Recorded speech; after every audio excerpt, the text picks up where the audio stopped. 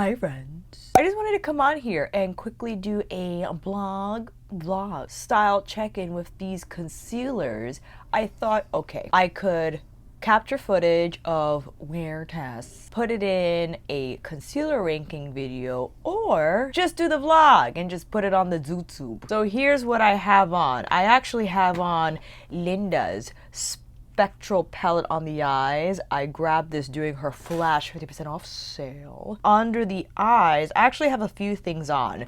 This side is all Dior and this side is all Pat. For the Dior side, I applied a mixture of the 3N in the Forever Skin Correct. I did a mixture of the 3N with the 4N because both shades are a good match for all over. This is more neutral as you see, and this is a little warmer, so I dotted around, and that's my all over skin tone. However, for under the eyes, I dotted a little bit of the 3N, but then I dotted a little bit of the 2W, so it's a little lighter. I put it here and here, and this is what the Dior side looks like. I feel all in all, the Dior is designed to apply on a bigger surface area of your face. Whereas I feel Pat's concealer is all about the dotting and the precision. The reason I say that is because the Dior, the consistency of it is a lot more fluid and creamy and is not as thick as the Pat. That's why if you see the Dior backstage demos on the Sephora product page, my apologies that I don't know the makeup artist's name who does these beautiful demos. He goes swipe, swipe, swipe. I mean, he's putting on a lot of concealer at one time, blends it in, and it looks like foundation, right? This side, however, I have Pat, of course, as I mentioned before, not only her concealer, but as her pressed powder. I have M16 all over the face. Hello, can you focus on this skin, Mr. Camera? And then under the eye, I have LM4. No, that is a lie. That is a lie. Looking through my concealer tray. LM14. LM14 under the eye, and then I dotted M16 all over the face. I have to say, between the two, I don't know if you can see, the Dior side is a little more neutral, and the Pat side is just a little more golden, which I don't mind because I don't tan anymore. I don't use self-tanner. I don't know how to hold this camera. So I feel that this has a little more warmth and this side is a little more neutral. So ultimately, I would just combine both. Under the eyes though, how do we feel about the texture? Should I bump the exposure? Oh, no, hello. The exposure up just a little bit so you can see. Again, here is the Dior side.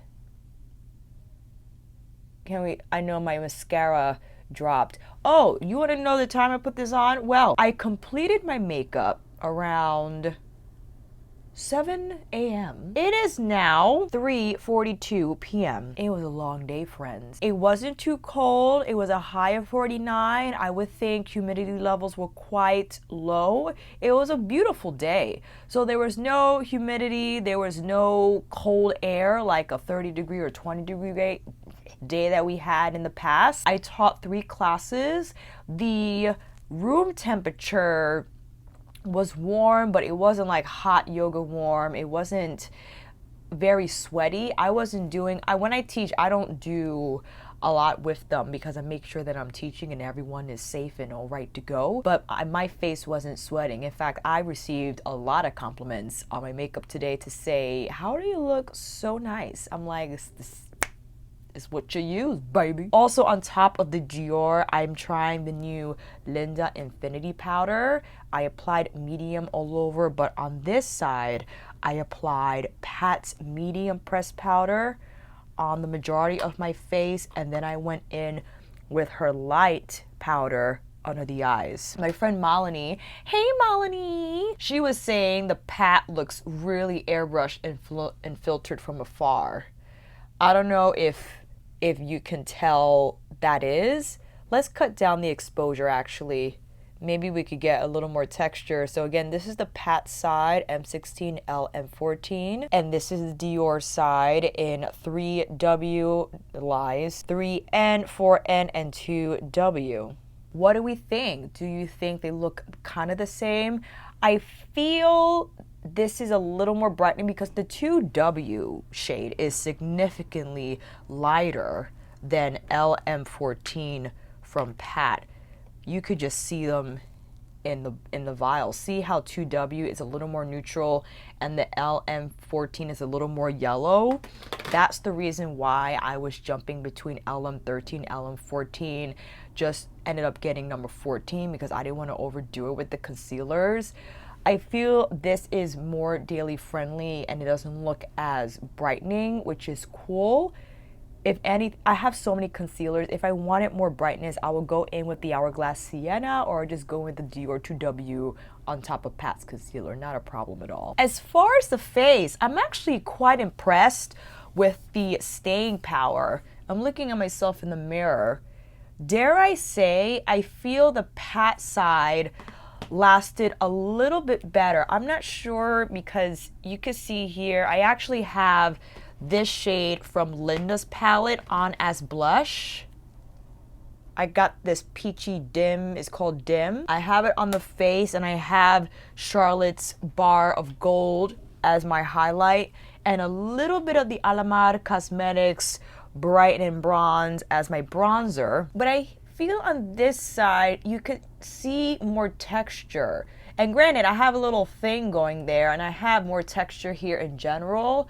I do feel that the Dior does not wear as long as the Pat. And I understand that my post-inflammatory hyperpigmentation is more aggressive on this side. I just feel it's not as much here. And here's a look at the under eyes again. This is the Pat side. This is the Dior side. My nose is, I mean, it got nothing on there between blowing my nose and I'm whatever. So I just wanted to come in and show you guys. That's looking at like around 8 hours of wear. I'm going to take this off and tomorrow I'll put Hourglass on this side and Dior all on this side. Tuesday, I don't know what my day is like on Tuesday, but maybe I'll just put Shiseido all on this side and then Pat again on this side and record like I'm doing now, and I'll make sure I apply the makeup like early on in the day so that I could get substantial wear out of this. Every day is going to be different in terms of activity. Sundays are my busiest days, 3 classes, 1 client. I'm zipping around and teaching my butt off. So because of that, there's a lot going on. Mondays, I have 2 classes, but I usually train on Mondays, so we'll get a little work on in tomorrow. And I'll make sure to do all Hourglass on this side, including their translucent veil powder, as well as the luminous light powder, the ambient diffusing powder, and I'll just keep it all Pat on this side. And that's the only way for me to truly evaluate these concealers' performance. And at the end of the day, it's very hard to answer the question, which is the best concealer. I mean, everyone is different.